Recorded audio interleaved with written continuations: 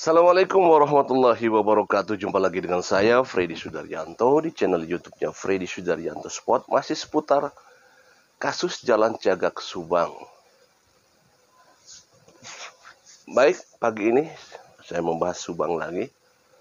Seperti biasa, saya ucapkan banyak terima kasih kepada rekan sahabat yang sudah subscribe, menonton, juga komentar di channel YouTube saya. Tentunya kebaikannya semoga dibalas oleh Allah Subhanahu wa taala dengan rezeki yang banyak, berlimpah, juga barokah, dan diberikan kesehatan seluruh keluarganya. Amin. Karena dengan saudara-saudara berkomentar dan menonton di channel YouTube saya, ini kebaikan buat saya. Dan kita doakan selalu kedua almarhumah dalam keadaan husnul khotimah. Amin ya rabbal alamin. Kita support terus kepolisian Indonesia. Semoga bisa cepat mengungkap kasus ini. Baik, saya akan coba membahas masalah sesuatu hal yang berkaitan dengan beberapa hari sebelum kejadian. Dari mulai kejadian itu tanggal 18 pagi ya. Tanggal 18 pagi kita lihat ada dari mulai tanggal 15, 16, 17, kita lihat dari 17-nya ada pertemuan antara kedua korban dengan keluarganya, yaitu dengan Yoris di Kasomalang, di rumahnya, dalam rangka saya tidak tahu disebut botram apa bukan, tetapi informasi yang dapat diterima dari Danu bahwa bukan botram, sebenarnya lebih banyak. Karena kalau botram itu kan lebih tidak ada persiapan ke arah sana, jadi memang dadakan. Jadi entah pertemuan apa di sana ya, karena hanya mereka berdua yang tahu, hanya Danu dan bertiga ya, sama Yanti. Danu, Yanti, dan Yoris yang tahu di sana apa yang terjadi di sana, yang sesungguhnya yang terjadi di sana ya. Hanya mereka bertiga. Tapi saya tidak tahu apakah ada orang lain lagi di sana, karena di sana adalah rumah keluarga, keluarganya Yanti ya, di mana keluarga Yanti itu ada lagi juga kakaknya Yanti di sana tuh kalau tidak salah, ada orang tuanya Yanti juga di sana. Nah, kita tidak ada emang-emangnya kalau tidak salah ya. Nah, saya tidak tahu apa yang terjadi di tanggal 17 itu pertemuan ini. Kemudian ke tanggal 16-nya ada beberapa peristiwa yang kegiatan, maksudnya peristiwa kegiatan di mana ada Pak Yosep yang ini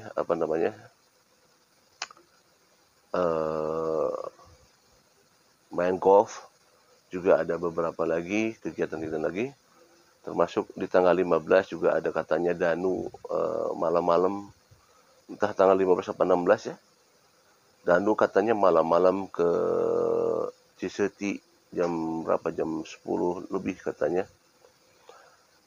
Saya tuh justru ingin menanyakan masalah hal yang ini. Waktu itu saya sempat menanyakan, dan gimana itu malam-malam ke sana enggak? Nah, dijawabnya sih tidak ke sana.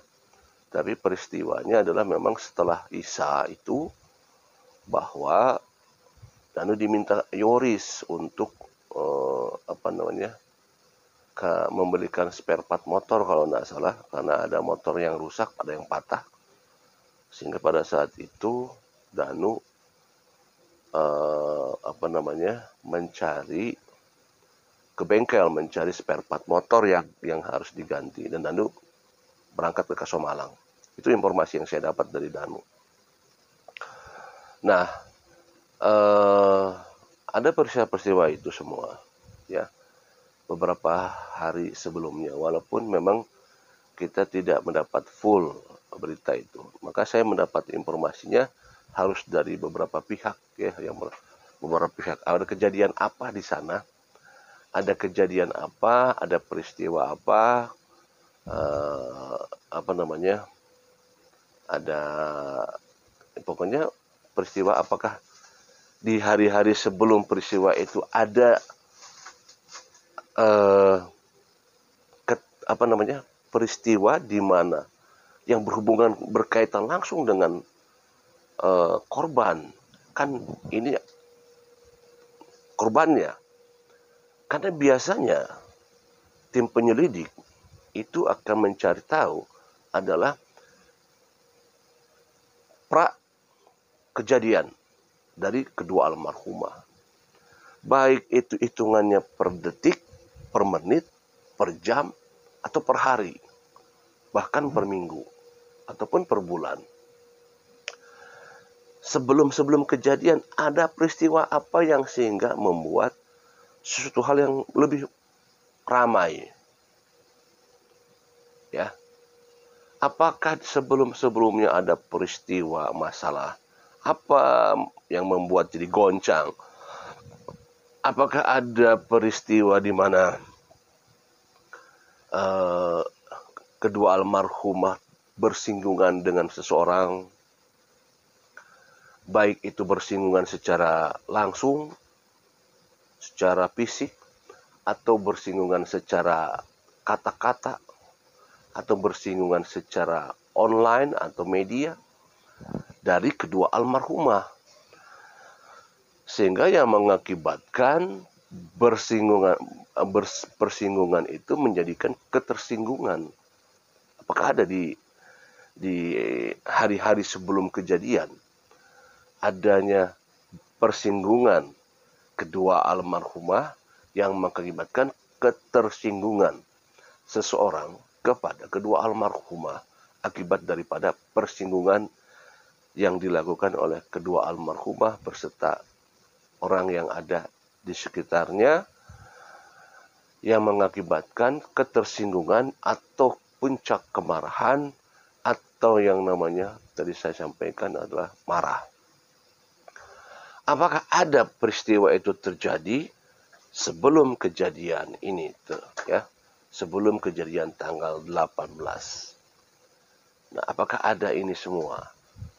Tapi ini sekali lagi saya dapatkan adalah informasi ini dari orang yang memang terpercaya. Apakah memang ini bisa dijadikan suatu alasan ketersinggungan ini? Walaupun saya sendiri pribadi tidak bisa mengatakan bahwa ini bisa dijadikan sebagai motif jalan daripada kasus pembunuhan ini. Karena kalau masalah ketersinggungan bisa jadi memang bisa meluapkan emosionalnya, tetapi itu masih bisa ditahan. Karena saya katakan tadi bahwa untuk bisa mencapai motif itu banyak sekali di kasus Subang ini bisa jadikan motif.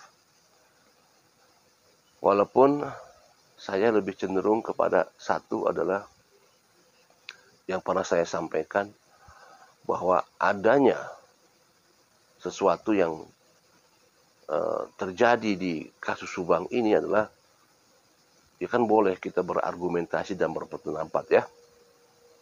Bukan mohon maaf.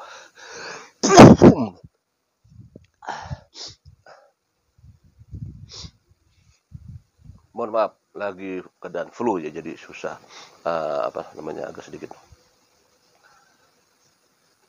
Waktu saya pernah dalam video saya bahwa ini adalah bukan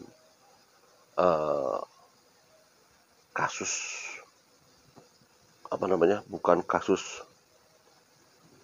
bukan kasus perencanaan.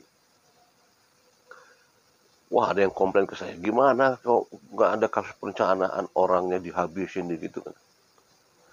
Iya kan, boleh-boleh saja yang namanya pendapat ya.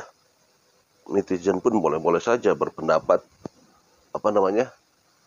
Netizen boleh berpendapat. Apapun boleh berpendapat. Karena ini pendapat saya. Kalau saya sih berpendapat ini bukan perencanaan. Justru ini adalah spontanitas yang tidak disengaja. Niatnya tidak membunuh, tetapi hanya sekedar untuk berbicara. Adanya pembicaraan di sana. Makanya waktu itu saya ada informasi bahwa dari dari aparat bahwa katanya Ibu Tuti lagi tidur dan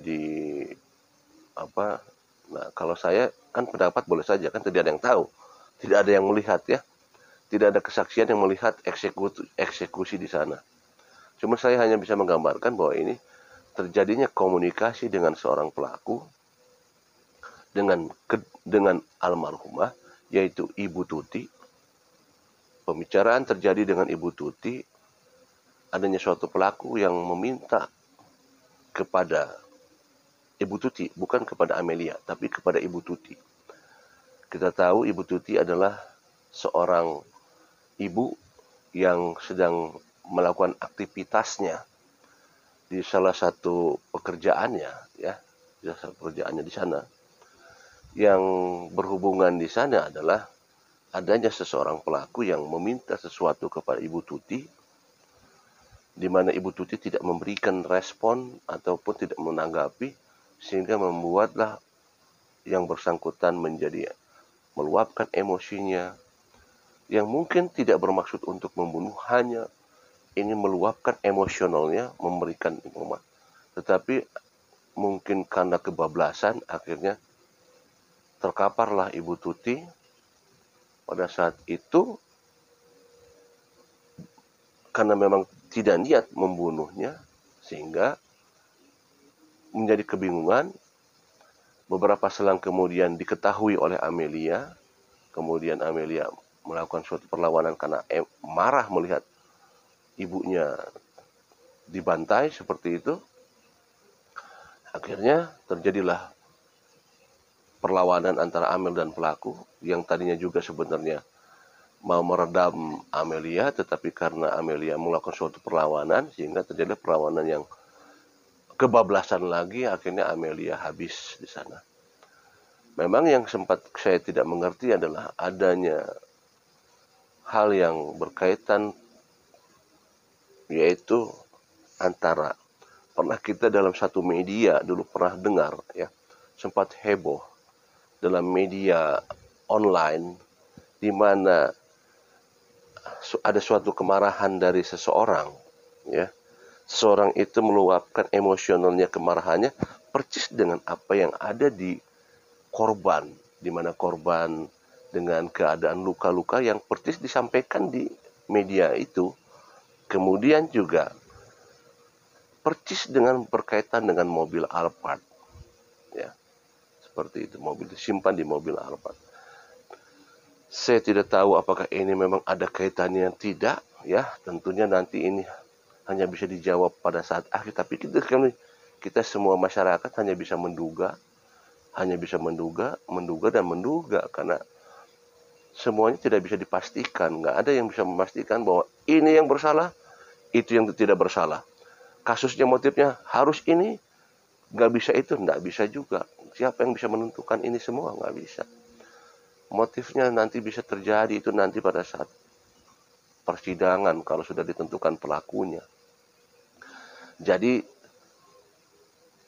kembali lagi bahwa antara sesuatu hal yang berkaitan yang disampaikan oleh orang, kemudian cocok dengan apa yang terjadi di kedua korban, maka kita kadang-kadang suka mengambil kesimpulan, apakah ini yang melatar belakangnya.